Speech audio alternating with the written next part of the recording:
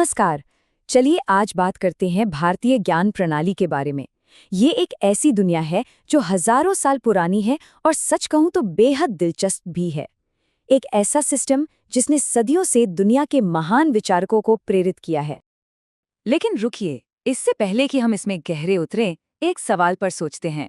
किसी भी ज्ञान को एक सिस्टम आखिर बनाता क्या है? सोचिए, ये सिर्फ जानकारियों का एक ढेर नहीं है। नहीं, बल्कि ये एक पूरा ढांचा है जहां हर चीज एक दूसरे से जुड़ी हुई है। ठीक वैसे ही जैसे एक मशीन के सारे पुर्जे मिलकर काम करते हैं। तो इस सफर में हम कहां कहां जाएंगे? देखिए, सबसे पहले तो हम ये समझेंगे कि ये भारतीय ज्ञान प्रणाली आखिर है क्या। फिर इसकी कुछ खास शब्दावली को जानेंगे, क्योंकि भाषा समझना तो जरूरी है ना? इसके बाद हम देखेंगे कि ज्ञान को पढ़ने का तरीका क्या था, मतलब कितना साइंटिफिक था ये सब। और हाँ, आज इस पर जो बहस चल रही है उस पर भी बात करेंगे। और आखिर में ये भी जानेंगे कि भाई इतनी कीमती विरासत को आखिर संभाल कर रखा कैसे गया। तो चलिए शुरू करते हैं पहले पड़ाव से। समझते हैं कि ये भारतीय ज्ञान परंपरा का असली मतलब क्या है और इसे एक प्राचीन प्रणाली या सिस्टम क्यों कहा जाता है। देखिए, जब हम भारतीय ज्ञान प्रणाली या आईकेएस की बात करते हैं तो ये मत सोचिए कि ये कोई एक किताब है या कुछ नियम है। नहीं, ये एक जीती जागती सांस लेती हुई बौद्धिक परंपरा है जो हजारों सालों में धीरे धीरे विकसित हुई है। इसमें आपको दर्शन मिलेगा, विज्ञान मिलेगा, चिकित्सा, कला, सब कुछ है। और इसकी सबसे खास बात जानते हैं क्या है? ये दुनिया को अलग अलग टुकड़ों में नहीं देखती, बल्कि एक साथ एक पूरे इकाई के तौर पर समझने की कोशिश करती है।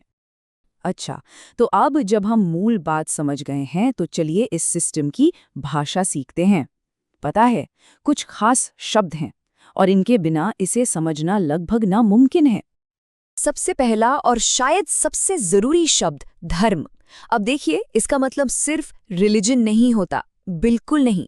ये तो जीवन जीने का सही तरीका है, एक तरह का नैतिक कंपास जो हमें गाइड करता है कि एक बेटे के तौर पर, एक नागरिक के तौर पर या बस एक इंसान के तौर पर हमारे कर्तव्य क्या है। फिर आता है कर्म, और ये भी सिर्फ अच्छा या बुरा काम नहीं है। असल में ये तो ब्रह्मांड का एक फंडामेंटल लॉ है, the law of cause and effect. मतलब जैसा बीज बोएंगे वैसा ही फल मिलेगा।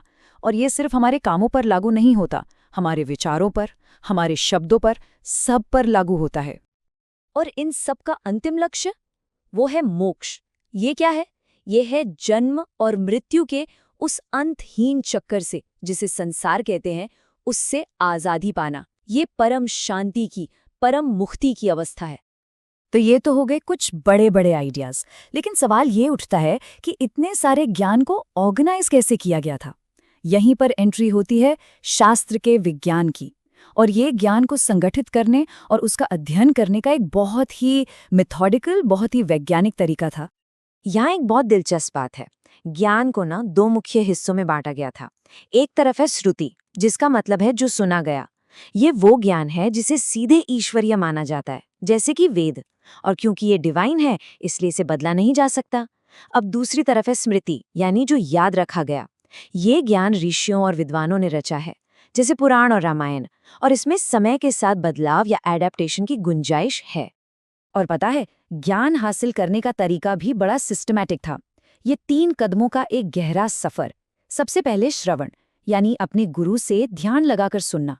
फिर मनन, जो सुना है उस पर गहराई से सोचना, सवाल जवाब करना, सारे डाउट्स क्लियर करना। और आखिर में निधिध्यासन, उस ज्ञान को सिर्फ रटना नहीं, बल्कि उसे अपने जीवन का हिस्सा बनाना, उसे जीना, उसे अनुभव करना। ज्ञान को बस आंख बंद करके मान नहीं लिया जाता था, नहीं, उस पर बाकायदा बहस होती थी। इसी परंपरा को शास्त्रार्थ कहते थे। ये विद्वानों के बीच एक फॉर्मल इंटेलेक्चुअल डिबेट होता था, जहां तर्क के जरिए सच को खोजा जाता था। ये अपने आप में दिखाता है कि ये परंपरा कितनी ओपन माइंडेड थी और क्रिटिकल थिंकिंग को कितना महत्व देती थी।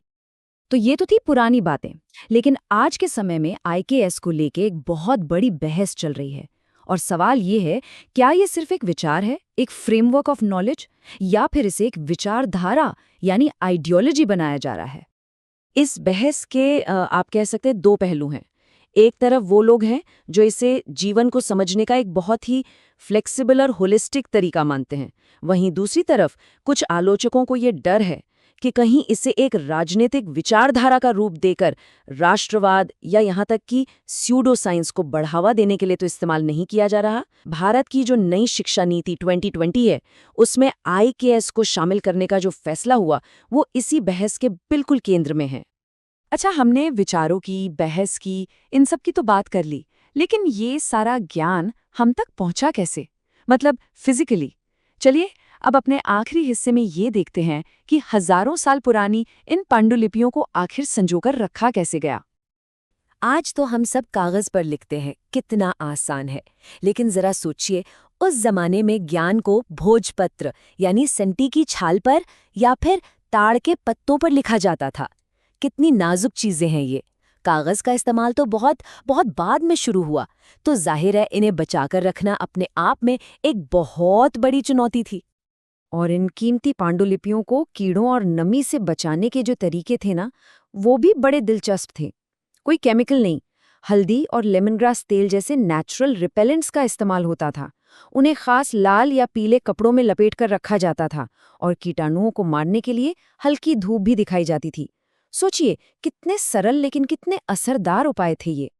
और आज ये अनमोल विरासत भारत के कई बड़े बड़े संस्थानों में बिल्कुल सुरक्षित है। चाहे वो तंजावुर की सरस्वती महल लाइब्रेरी हो, पुणे का भंडारकर ओरिएंटल रिसर्च इंस्टीट्यूट हो या पटना की खुदा बख्श लाइब्रेरी, ये जगहें हमारे ज्ञान के असली खजाने हैं।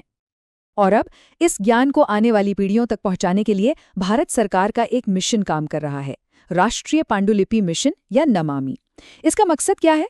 यही कि इन सभी पांडुलिपियों को ढूंढा जाए, उन्हें प्रिजर्व किया जाए और उन्हें डिजिटल बनाया जाए ताकि कोई भी कहीं से भी इन्हें पढ़ सके। तो चलिए इस पूरी चर्चा को एक बहुत बड़े सवाल के साथ खत्म करते हैं। सवाल ये है कि हम इस प्राचीन ज्ञान से भविष्य के लिए सीख कैसे सकते हैं, बिना इसे अपने वर्तमान के किसी राजनीतिक या सामाजिक एजेंडे का एक टूल बनाएं। ये एक ऐसा सवाल है जो हमें इस ज्ञान के असली सार के बारे में और आज के दौर में इसकी सही जगह क्या होनी चाहिए, इस पर सोचने के लिए मजबूर करता है।